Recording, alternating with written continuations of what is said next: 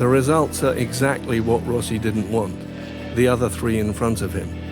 The gap is down to 18 points. 3 races to go, 75 points on the table, and Casey Stoner's back in business. It's a big relief for me, and I can walk, I can talk, and I feel pretty good. Lorenzo has history on his mind. His helmet is a tribute to Neil Armstrong, the first man on the moon. I wanted to celebrate it like Armstrong because this year is the 40 years after the first travel to the moon. One small step for a man, a giant leap for the would-be world champion. Maybe. This is the key moment for understand who we become champion. Whatever happens, Lorenzo has to beat Rossi. His championship hinges on that. We don't have any strategy. The only strategy is try to win every race and try to be aggressive, but at the same time clever, because I don't want to crash and get hurt. I did a good start, but I was very close to Nicky. I touched Nicky and my front brake broke and I couldn't brake.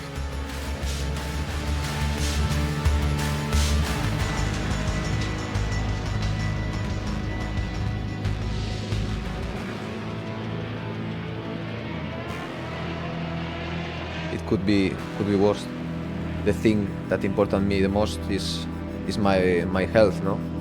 And now I'm a little bit less healthy. It's over for Lorenzo. Meanwhile, Stoner's fit and Stoner's quick, flying the Australian colours for his home race. He won here in 2007 and 2008. Fast and flowing, the layout plays to his strengths. I really enjoyed fast corners, corners that were always a little bit scary. And the quickest I've been through there at the slowest point in the corner was 258 kilometres an hour. That's quick to be sort of going sideways through a corner. The Australian's looking to make it a hat-trick of home wins. And Valentino Rossi is looking to stop him. This time, there are no fitness worries for the man in front. Every lap that I kept going past the point where I used to just hit my wall, it was, it made me smile. But as the race goes on, he finds himself struggling with the bike. The bike is turning unbelievable, it's amazing, I've got great feeling with the front, but as soon as I try and load up the rear a little bit, it just doesn't want to hook up. It's something we've been struggling with all year, and it just sort of magnifies the problem once we come to a fast circuit like this with long corners. Little by little, Rossi is closing in.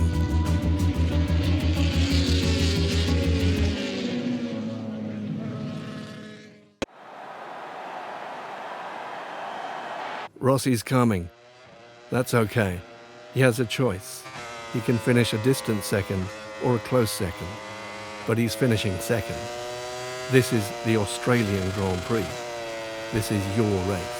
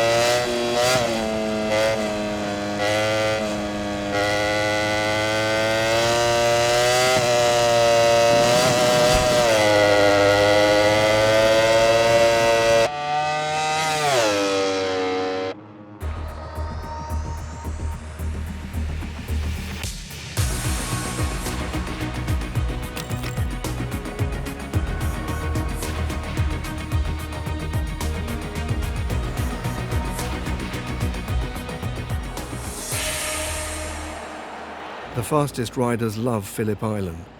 Of all the tracks, this is where speed and courage are most clearly visible.